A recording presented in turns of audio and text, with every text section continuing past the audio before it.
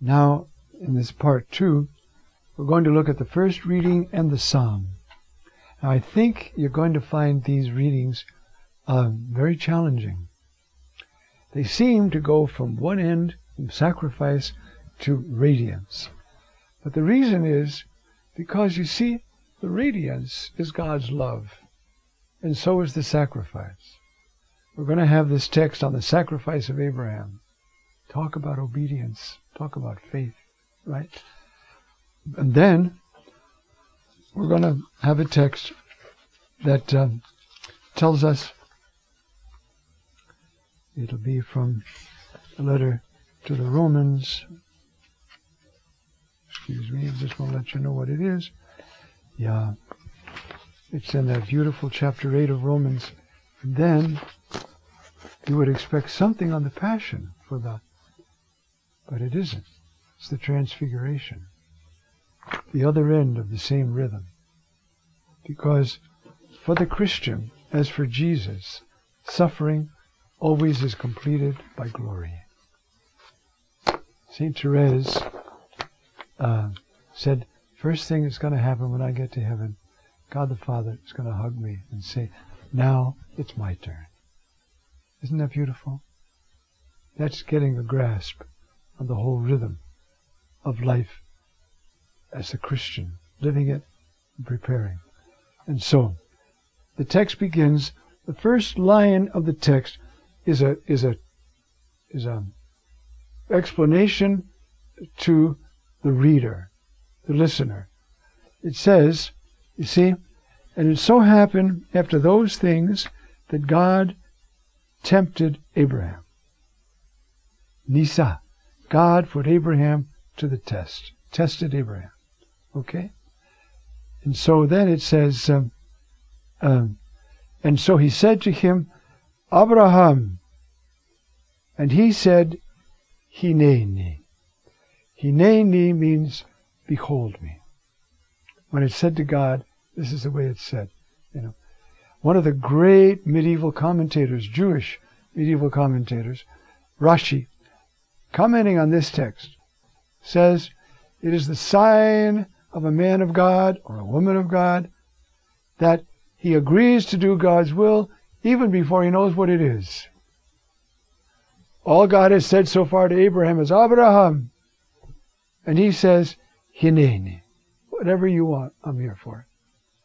Now it's interesting, twice more Abraham will say that in this text. Once to his son and once to an angel. There it means, yes, I'm listening. When you say it to God, as Rashi already pointed out, you're saying, I agree, God, whatever you're going to say, I agree. That's the sign of a man or a woman of God. They're ready for God's will. I just trust you. I love you. I want to do whatever you want. And so it starts that way. Now, what does he want? And he said, take now your son. And now he starts to describe him. Your Yachid, your only begotten, whom you love, Isaac. God's not making it easy for him, is he? Take your son and go. No. Take your son, your Yachid, your only begotten. Why does Yachid have to be there? Because this is an image of God with Jesus. God the Father sacrifices his Yachid.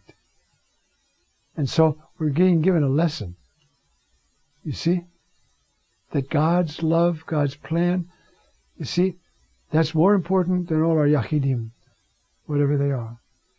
And so, you see, Isaac, and go to the land of Moriah and offer him up as a holocaust there on the place that I will show you. See, ha'alichehu, ha'alehu, Allah is in there. Allah is the word for go up. The word for holocaust in Greek is olah, because it is completely consumed, a holocaust. But the idea is that it totally goes up to God. The whole thing, there's nothing left. We're not going to have a meal with God. It's going all up to God. The whole thing. Ola. And so it's saying here, offer him up as a holocaust to God. You see, and it says it twice. On the mountain that I will speak to you. Now, the editors, because they have to watch the parking lot, leave out some lines, but I'm going to read them because they're important. To feel the depth of this man's obedience and trust. Now this is in sometime around, well, the 18th century BC. This text was written about written like as we have it, after 1200 BC. How was this kept? It was kept by oral memory. Because every believer, every Jewish believer looks and says, that is my father in faith. He has paved the way. He has shown me how to live. And so we're going to read that part. Early in the morning, Abraham got up and saddled his donkey. He took 2 of his young servants with him, along with his son Isaac, who had, when he had cut the wood for the burnt offering, he started out for the place God had spoken to him about. On the third day, Abraham caught sight of the place in the distance. So he said to his servants, "You 2 stay here with the donkey while the boy and I go up there. We will worship and then return to you." Now, the holy commentators say, he knew, he says, we will return to you. He knew God was going to do something. Maybe. We will worship and then we return to you.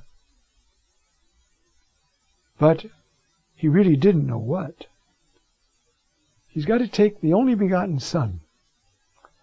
How many times had God promised him this? Now, every promise is there in his son Isaac, and God is saying, offer him up as a holocaust. That's why he's our father in faith, because God and his will is more important than anything else. You see? Took the wood for the burnt offering and put it on his son Isaac, as the rabbis already said, as a man carrying his own cross, because he's on his way to execution. Then he took the fire and the knife in his hand, and the 2 of them walked on together. Silence. They're walking together. Isaac said to his father Abraham, "My father?" "What is it, my son?" he replied. "Here is the fire and the wood, but where is the lamb for the burnt offering?" "God will provide for himself the lamb for the burnt offering, my son," Abraham replied. You get the pathos of this, huh? And the heroism. That heroic faith and the memory of it was passed on for centuries. That's why the Jews will always say, our father, Abraham. And that's what Paul calls him when he starts to treat of Abraham's faith in Romans 4. Okay? When they came to the place God had told him about, Abraham built the altar there and arranged the wood on it. Next, he tied up his son Isaac and placed him on the altar on top of the wood. Then Abraham reached out his hand, took the knife, and prepared to slaughter his son. The word that is in our text for that,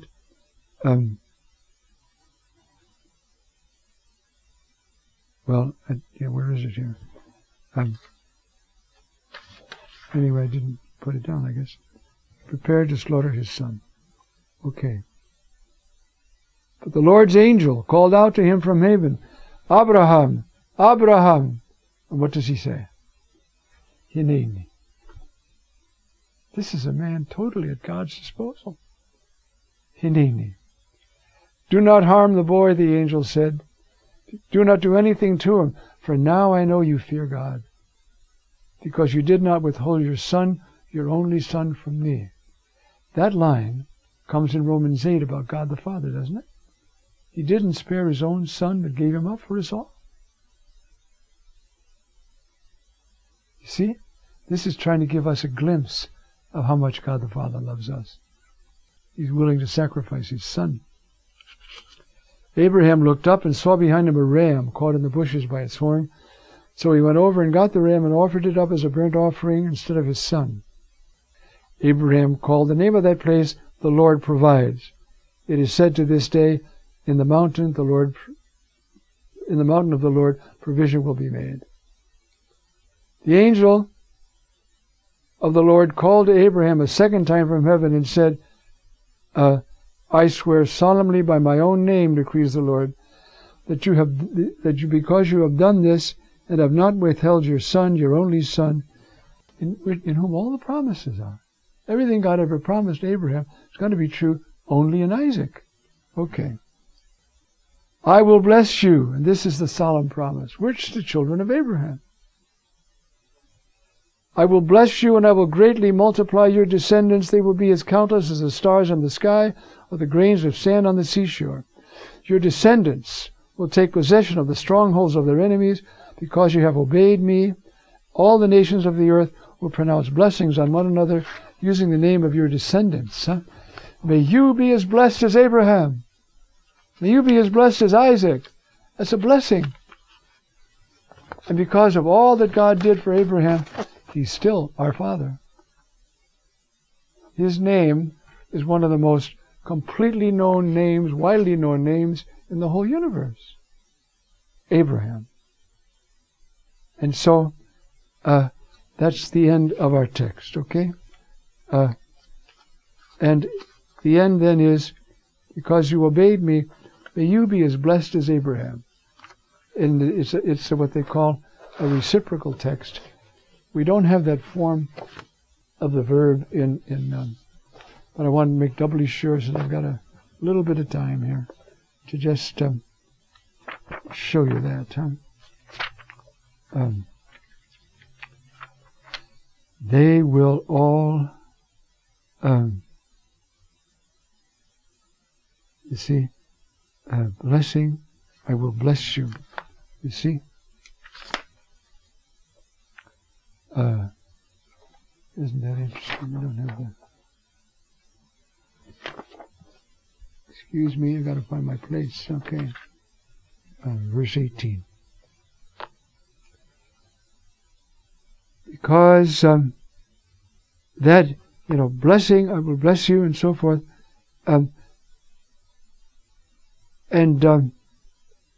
Everybody will bless themselves in your name. So, may you be as blessed as Abraham. May you be as blessed as Abraham. That's who he is. Now, why is this put here on the second Sunday of Lent?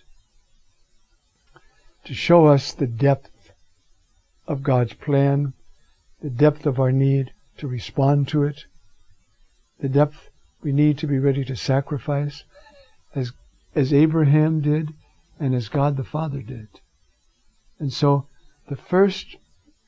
one of the first things we learn in Lent is that it's all about love. It's all about love.